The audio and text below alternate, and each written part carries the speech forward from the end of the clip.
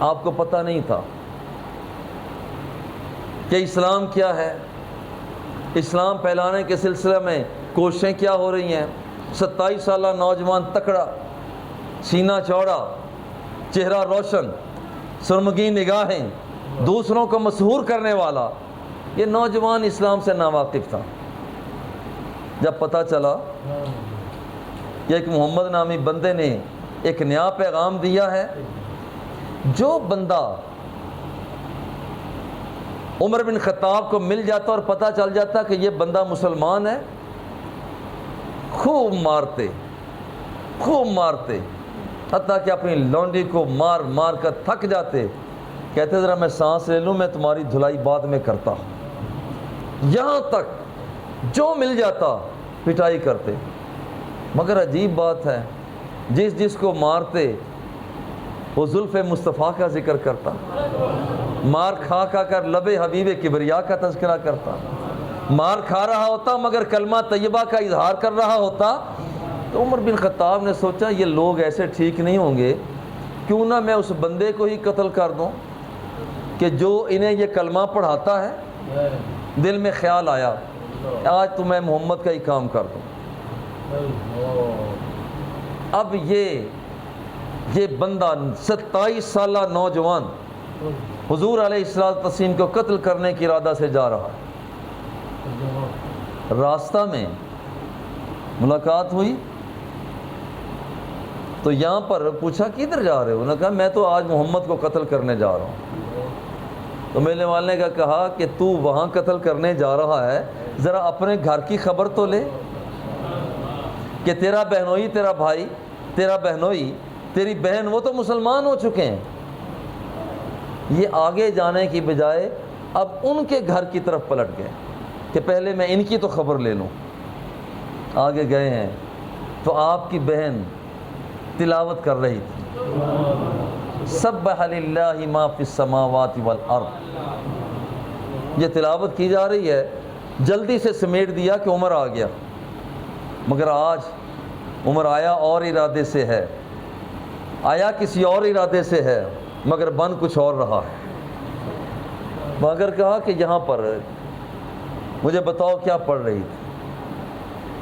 یہاں تک کہ اپنے بہنوئی کے ساتھ، اپنی بہن کے ساتھ دست و گریباں ہوئے اور ان کے جسموں پر خون ہے۔ بہن کو دیکھا خون جسم پر لگا ہے، مگر وہ پھر اس کے باوجود کلمہ طیبہ کا ورد کر رہی ہے۔ یہ سوچتے ہیں عجیب نشہ ہے، اور حقیقت بھی ایسے ہی ہے۔ شراب عشق احمد میں، شراب عشق احمد میں کچھ ایسی ذوق و مستی ہے، شراب عشق احمد میں کچھ ایسی ذوق و مستی ہے کہ جان دے کر بھی ایک دو بوند مل جائے تو سستی ہے۔ یہ بڑا سستا سودا ہے، لڑائی کر رہے ہیں، مگر جب دیکھا کہ یہ کوئی عجیب نشہ ہے، عجیب نشہ ہے کہ یہاں پر شراب کا نشہ تو اتر جاتا ہے، میں مارتا ہوں تو یہ نشہ اور زیادہ ہوتا ہے۔ اپنی بہن سے کہتے ہیں مجھے سناؤ۔ بہن پہلے سناتی نہیں، جب سنانا شروع کیا سبح للہ ما فی السماوات والارض، جب سنانا شروع کیا اور جب یہاں تک پہنچی ہیں کہ تم کیا اپنی کارروائیوں سے رکو گے نہیں، اب جب یہاں کوئی ایسی لفظوں کی تاثیر تھی، لفظوں کی کوئی ایسی تاثیر تھی کہ یہاں پر رک جاتے ہیں کہ یہاں پر اپنے آپ کو روک لیا کہ اب میں یہاں پر کیا کہوں۔ اب سیدھے پوچھتے ہیں بتاؤ محمد کدھر بیٹھے ہوئے ہیں؟ اب جا رہے ہیں، اب جب وہاں پہنچ رہے ہیں وہ ہاتھ میں تلوار، اور پھر جا بھی رہا ہے عمر فاروق، وہ شخص جو 27 سالہ کڑیل جوان حضور علیہ السلام جلوہ فگن ہے۔ تو وہاں پر ایک مرتبہ خطرہ لاحق ہوا کہ عمر فاروق اب یہ کسی خطرناک ارادے کے ساتھ آ رہا، قربان جائیں جو میں کہنا چاہ رہا ہوں، لوگوں کا استقبال کرتے ہیں چودھری، لوگوں کا استقبال کرتے ہیں وڈیرے، لوگوں کا استقبال کرتی ہیں بڑی شخصیتیں، لوگوں کا استقبال کرنے کے لیے بڑے بڑے لوگ جو ہوتے ہیں، مگر عجیب بات یہ ہے کہ آج عمر بن خطاب کا استقبال بذات خود میرے مصطفیٰ فرما رہے ہیں۔ میرے مصطفیٰ خود آگے بڑھے، فرمایا بتا کس نیت سے آیا ہے، کس نیت سے آیا ہے؟ بس نگاہ مصطفیٰ کے اسیر ہو گئے۔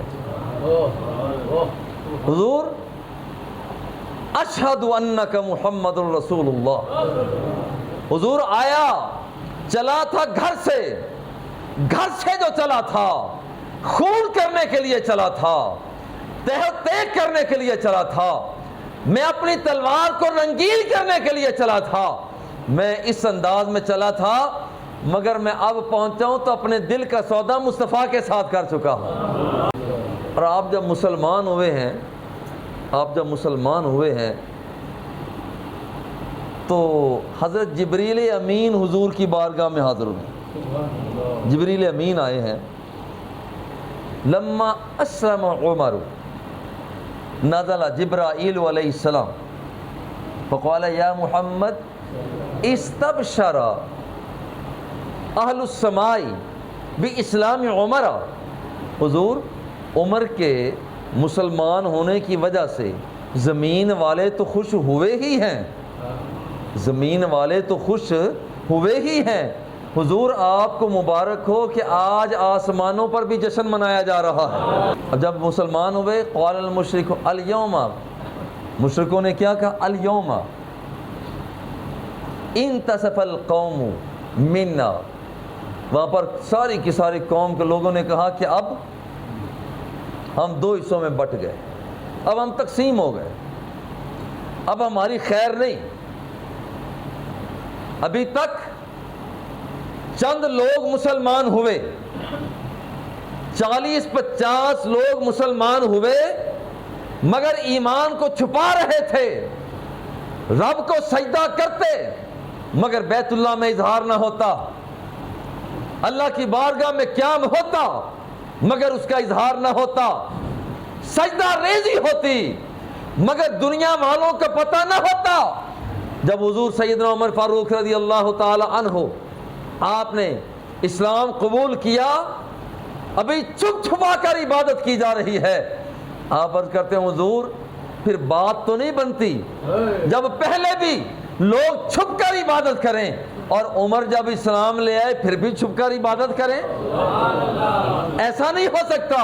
حضور اب عبادت ڈنکے کی چوٹ پر ہوگی، اب سرزمین مکہ میں عبادت بیت اللہ کی دیواروں کے سائے میں ہوگی، حتیم کعبہ کے سامنے ہوگی، حجر اسود کے سامنے ہوگی، اب عبادت ہوگی، سر عام ہوگی۔ بس یہ کہنا تھا۔